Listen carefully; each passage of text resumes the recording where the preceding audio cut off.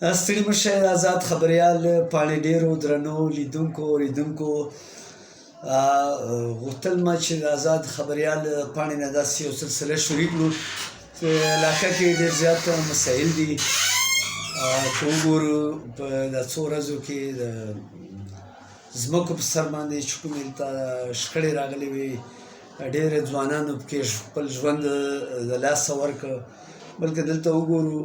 پښتنو چې کومې جرګې وې، پخوا به داسې د جرګو سیسټم ډېر زیات فعاله و.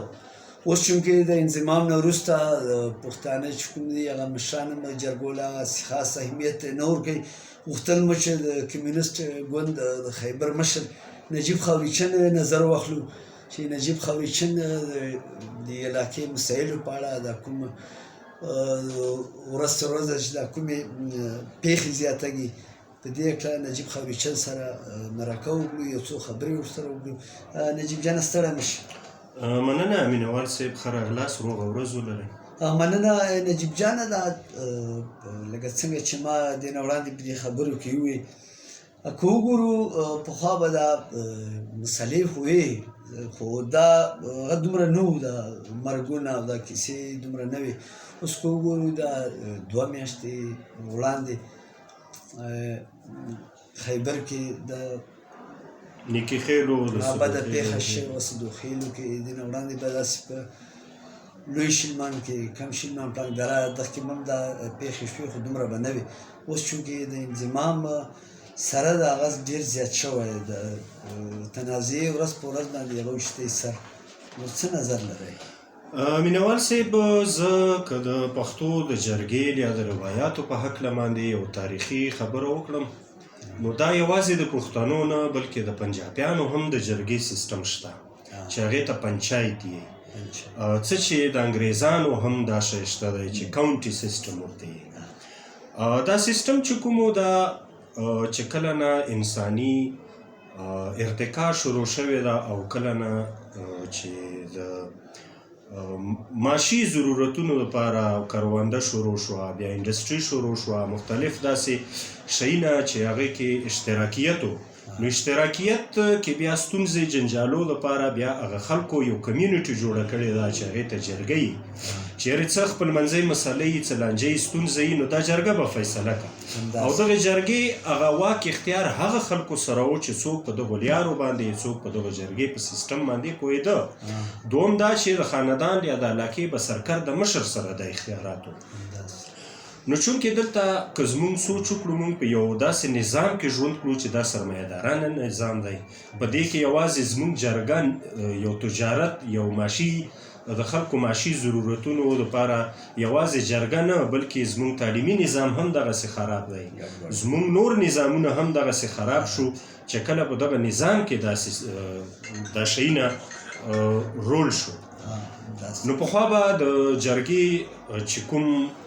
واک اختیار و، دا به د علاقې یا د کمیونټي هغه سرکر د خلکو سره و چې هغه عوامو به هغه منتخب کړي وو، یا به د خاندان مشرانو. اوس چونکې داسې خلک هم په دې علاقه کې شته دی چې هغوی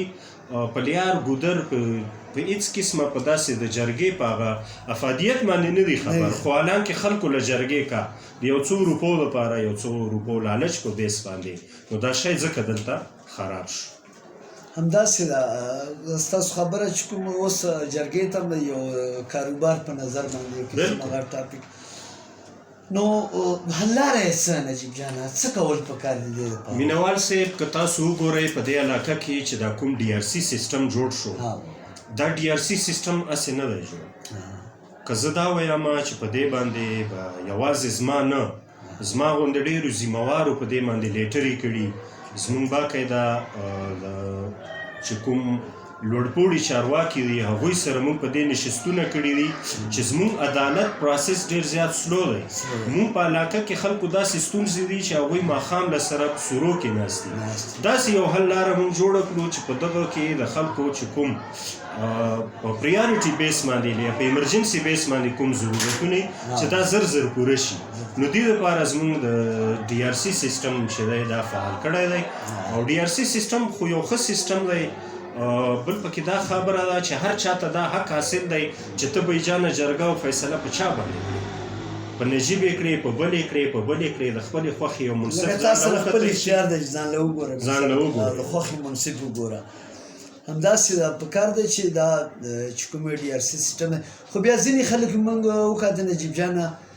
ډي آر سی چې کوم دا سیسټم دی دلته چې کوم مشران دي هغوی نن بیا ډېر خلک داسې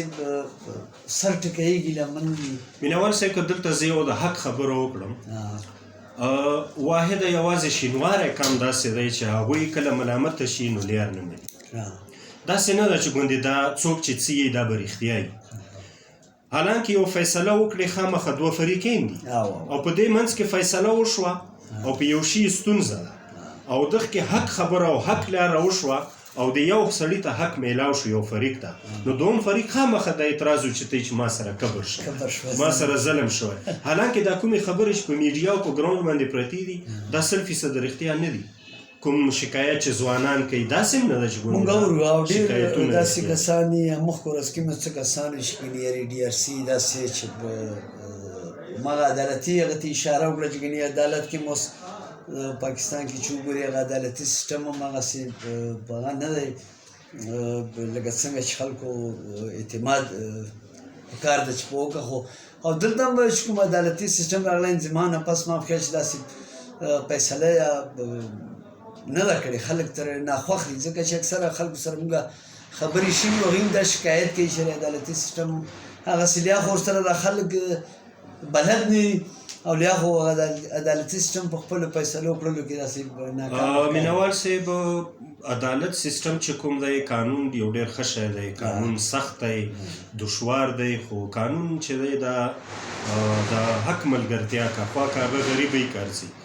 خو دلته د پاکستان د عدالتي نظام چې کوم دی دا بالکل درهم برهم دی په عدالت باندې چې دومره ډېر غټ تعداد سره خلک شکایت کانو دا خبره حقیقت ده چې عدالتونه چې کوم دی د خلکو په مسایلو کې دومره انټرست نه دی بل په عدالت کې هم داسې نه ده عدالت کې هم ډوب بوب ډېرې کیسې مونږ باقاعده خلکو شکایتونه درج کړي دي چې د لنډي کوتل چې کوم عدالت دی مجسټریټ په دغه کې هم بعضې خلکو موږ ته داسې شکایتونه وړاندې کړي چې هغوی سره ظلم زیاتی شوی دی یا د وکیلانو سفارشات ډېري یا چې کوم دی د سرکار د خلکو سفارشات دي نو هغې په بنیاد باندې خوار غریب خلک متاثره شوي دي مینوال صاحب دویمه خبره زه که دا وکړم د وطن خلکو ته یو پیغام په تور باندې چې جرګهیز چې کوم ده دا نه فرشته ده نه د سره علم غیب ده جرګهیز ته چې کوم سټیټمنټ ته وړاندې کړې چې ما دا مسله ده په همغه مسله باندې تاله مزل کا خو په دې مسله کې چې جرګهیز ته د فریقینو کوآپریشن نه حاصل حمایت نه حاصل یو جرګه کله هم نشي کامیابېدی فریقینو له پکار دی چې هغوی په ډېر لوی زړه باندې په ډېرو لوی حوصله باندې ځان له منصف هایر کا او هغه منصف سره چې دی مزل وکړه اختیار ورکړه دویم دا چې په یو مسله کې به لچک پیدا کوي بغیر د لچک چې کوم ده که نه یو مسله نه حل کېږي د رسۍ دواړه سرونه که سره ونیول شي نو دا رسۍ شلېږي نو دې لپاره پکار ده چې زموږ چې څومره هم مسلې دي کور کلي ټولو نه اول خو د خاندان سربراه له پکار دي چې هغوی په خپلو مسایلو کې سنجیدګۍ نه کار واخلي خپل ځوانانو له دا موقع ورنکړه چې هغوی د تشدد طرف ته لاړ شي ټوپک راواخلي ځکه چې مونږ ولیده چې دا کومې مسلې مخې ته رالې دا د سپین ږیرو دا مړي نه دي کړي ځوان کړي نو ځوان ته هم دا هغه دی چې ته چې ټوپک راخلې نو آیا تا مشر نشته دی ته مشر ته ناست دی که وګورې د ټوپک راخیستو نه بعد به هم کینی به هماغه جرګې د لارې ته به کیني که 10 مړي هم په منځ کې وشي که سونه کلونه هم په یو هغه کې تیر شي اخر لاره د جرګې حل دی د پښتنو روایات دي ښکلي روایات دي جرګه چې کومه ده دا د مسلو د حل لپاره یو مثبت یو ډېر غوره عمل دی نو زه ځوانانو ته دا پیغام دی چې پکار ده چې په یو مسله کې هغه لار اختیار نه کړه چې کومه تشدد دي نو دې لپاره چې بیا لارې ته کښېني او په ملامتیا سره کښېني نو مخکې نه دا غوره ده چې سړی د تشدد لار خپله نه کړه او د وطن د اخلاقیاتو په چوکاټ کې د وطن روایات د عزیزولۍ تربګنۍ خپلولیو ته کې وکتل شي یقینا نجیب خاوریچن ډېرې ښکلې خبرې وکړې ځکه چې دا څو بدې پیښې وشوې، ډېر ښکلي ځوانان پکې خپل ژوند د لاسه ورکړ. نو نجیب خبریشن خبره چې بیا به هم کښېنې جرګې ته، نو اول خو ډېره ګزاره پکار ده چې ځوانان داسې یو لار اختیار نه کړه چې بیا وروسته په پښیمانه وي. موږ به کوښښ کوو چې د آزاد خبریال د پاڼې د لارې موږ مختلفو دغسې ځوانانو سره، د علاقې مشرانو سره هغوی راولو آزاد خبریال په شیشه باندې، او هغوی داسې یو ګټورې خبرې وکړه چې په هغه باندې د علاقې خلک ځوانان عمل وکړه. تر بیا مو په لویه الله سپارم، د الله په امان.